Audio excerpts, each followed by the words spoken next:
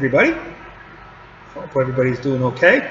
Well, on this video, what I want to go over is just the spinal cord, not the detail like in the previous video, but just the spinal cord, just the length of it, some parts of it, and also the spinal nerves that extend from the spinal cord. So it won't be that long of a video, but it will be challenging since these two models are like really wide. So you can see here the spinal cord begins right up here and it goes down, left to right in this case, or right to left, that's how you look at it. Spinal cord goes like this, and you can see how it ends right here at the end. Okay, kind of tapers off here at the end. Let's see if I can do it like this better. Okay, it forms like this little cone-looking structure. Okay, so basically that's just the spinal cord.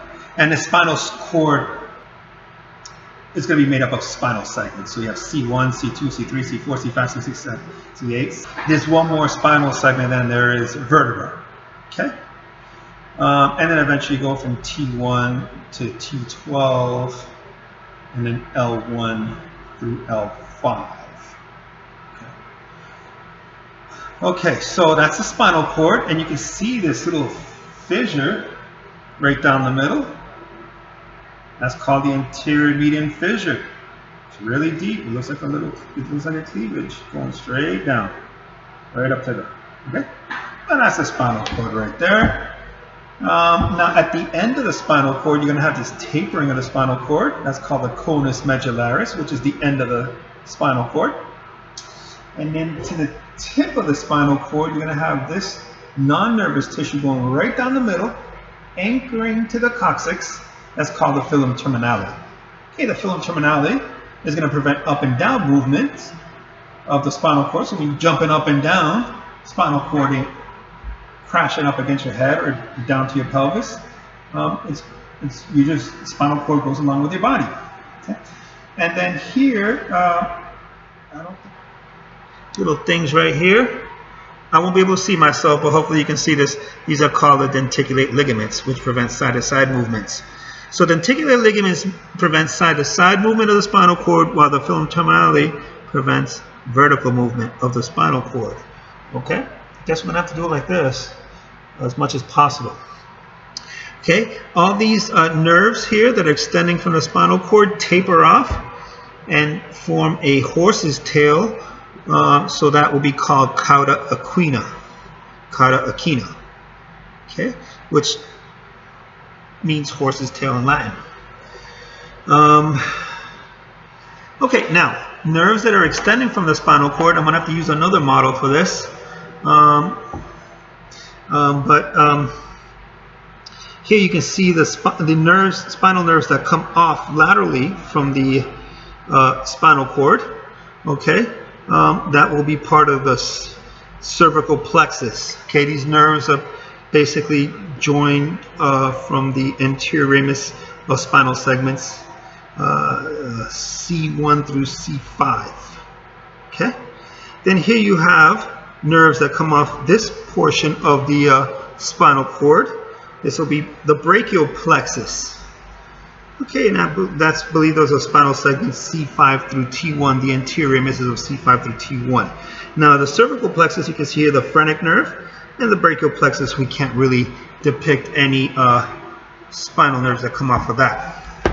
Okay, so down here, you're going to have nerves. Okay, so T1 through T12, nothing really going on there. But I believe T12 to L4, you're going to have these nerves coming off of it. And the T12 through L4 will form the lumbar plexus. And the nerves that come off of that will be the femoral nerve. That you should know that femoral nerve. And I'll show you another model with the specific nerves. And then down here, finally, you're going to have the L4 to S4, I believe. Okay. And the major nerve that comes off of it is going to be, let me point at it before I show you, is going to be the sciatic nerve. Okay.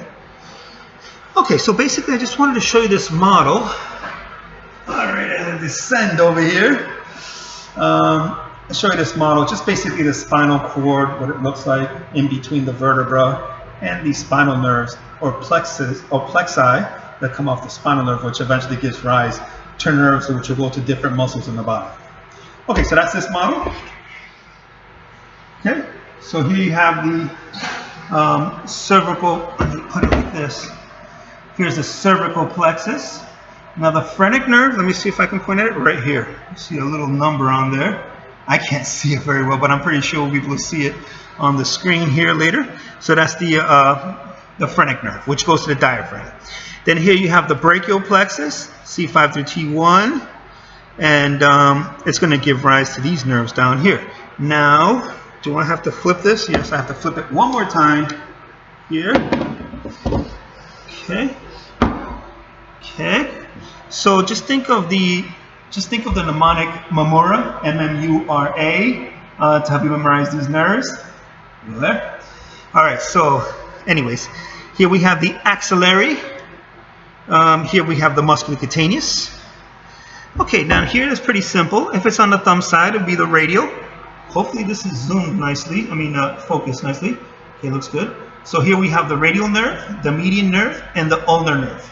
Ulnar nerve being the pinky, median being in between, and then the radial nerve going to the thumb side. So Memura, median, musculocutaneous, ura, ulnar, radial, and axillary, Memura, to help you memorize that. Okay, and then finally down here, I don't know why I'm sitting back down here, but well, maybe I can still do it. Here we have the lumbar plexus, okay, with the femoral nerve, and the sacral plexus with the sciatic nerve. Okay, let's see if we can depict this. So the sciatic nerve will divide into the tibial nerve and the common peroneal nerves. Right, that's pretty much it. So I just wanted to show you that video on the spinal cord, anatomy of the spinal cord. If you have any questions, let me know. Check you out on the next video. Take care. Bye.